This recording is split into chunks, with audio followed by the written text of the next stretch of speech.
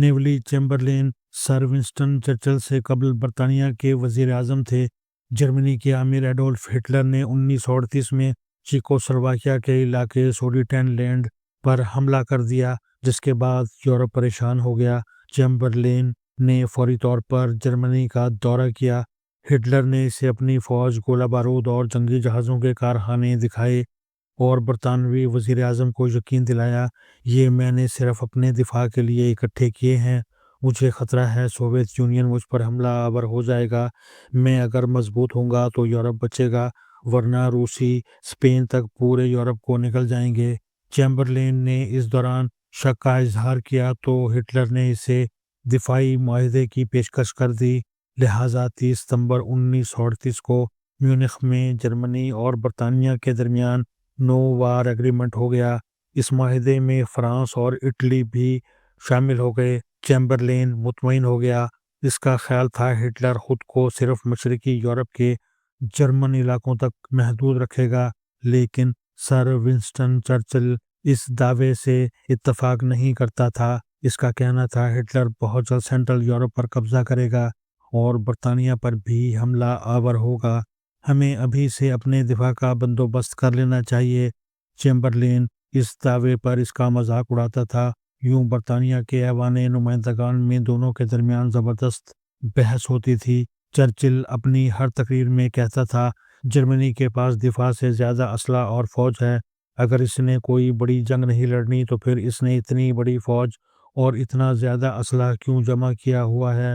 Hitler کوئی بڑا سوچ رہا ہے، اس کی کوئی بڑی پلاننگ ہے۔ چنانچہ ہمیں میونخ ایگریمنٹ کے باوجود تیار رہنا چاہیے۔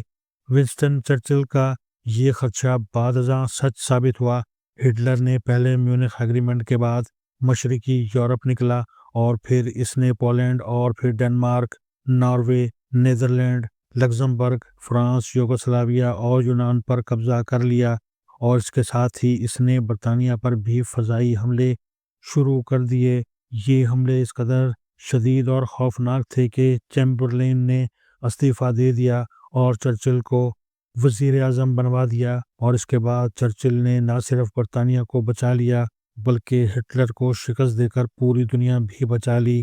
چرچل سے اس زمانے میں پوچھا جاتا تھا، تمہیں میونخ ایگریمنٹ کے بعد کیسے معلوم تھا ہٹلر برطانیہ تک ضرور آئے گا؟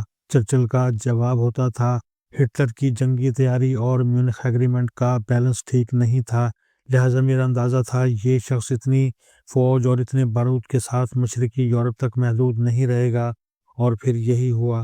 ہم اب تھوڑی دیر کے لیے دوسری جنگ عظیم اور ہٹلر اور چرچل کو سائڈ پر رکھتے ہیں اور امریکا کے تازہ ترین صدر ڈونلڈ ٹرمپ کی طرف آتے ہیں۔ ڈونلڈ ٹرمپ کے تابڑتوڑ اقدامات نے پوری دنیا کو ہلا کر رکھ دیا ہے۔ ٹرمپ نے 2 دن قبل کولمبیا کے ذریعے دنیا کو مزید پریشان کر دیا۔ امریکی جیلوں میں کولمبیا کے غیر قانونی شہری بند ہیں۔ ٹرمپ نے پہلے صدارتی دن تمام غیر قانونی تارکین کو نکالنے کا حکم جاری کر دیا۔ اس کا آغاز کولمبیا سے کیا گیا۔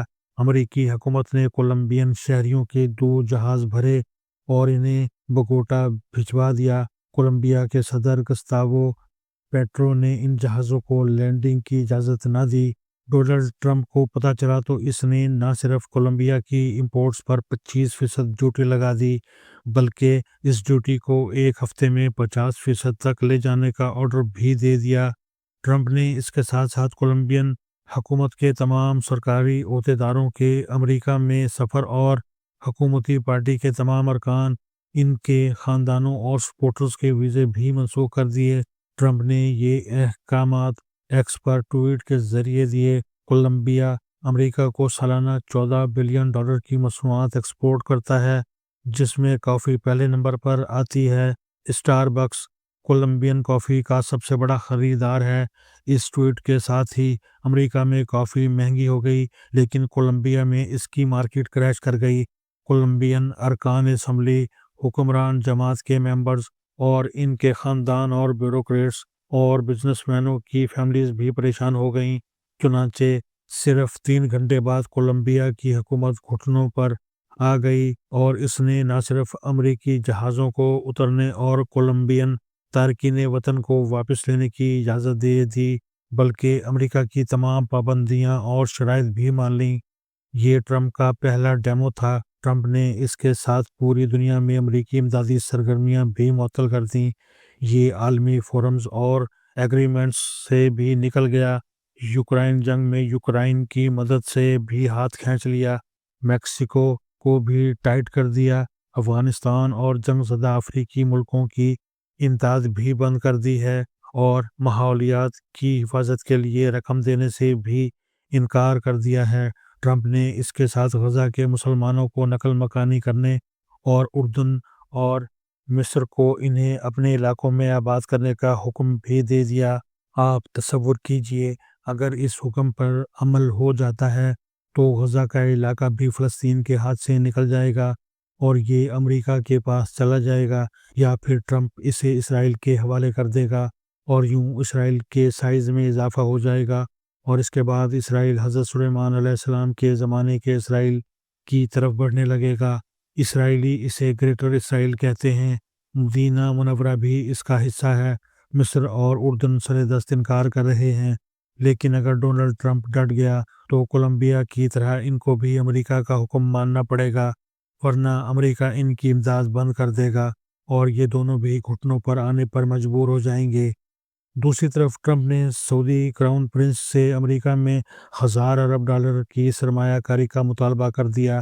محمد بن سلمان نے فوری طور پر 600 ارب ڈالر کی پیشکش کر کے جان چھڑائی۔ سعودی عرب کے بعد UAE اور قطر کی باری ہے۔ انہیں بھی کم از کم 500 ارب ڈالر امریکہ میں لگانا پڑیں گے۔ ٹرمپ امپورٹس کا ٹیرف بھی بڑھا کر رہے گا۔ یہ امپورٹس کو بھی نصف تک لے آئے گا۔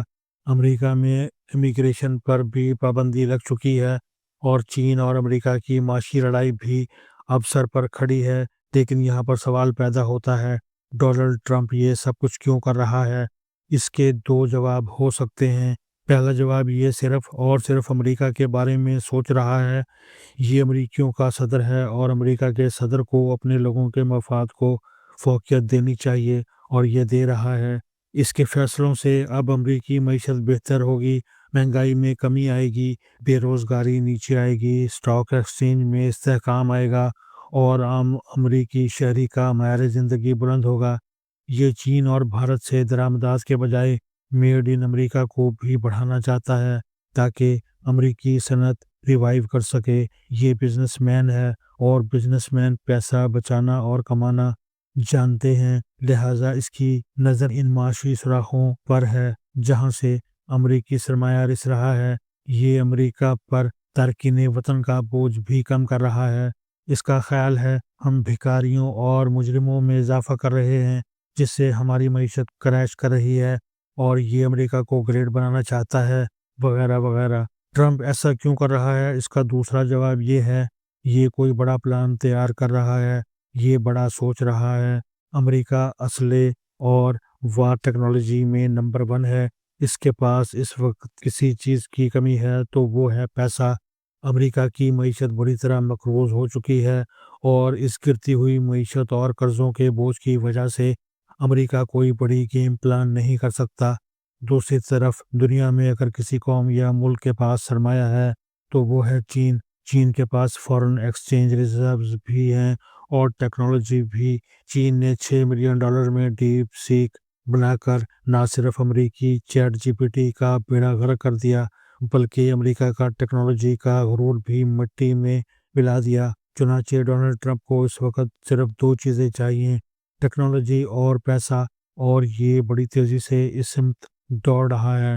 اس نے اقتدار سنبھالتے ہی جس طرح ٹیکنالوجی کو فوقیت دی، اس نے جس طرح IT کی کمپنیوں کو ساتھ ملایا، جس طرح ان میں سرمایہ کاری شروع کرائی، جس طرح سرمایہ کی لیکیج روکنا شروع کی، جس طرح پیسہ جمع کرنا شروع کیا، اور جس طرح امریکہ کو دوسرے ملکوں کی محتاجی اور ضرورت سے آزاد کرنا شروع کیا، وہ یہ ثابت کرتا ہے اسے بہت جلدی ہے۔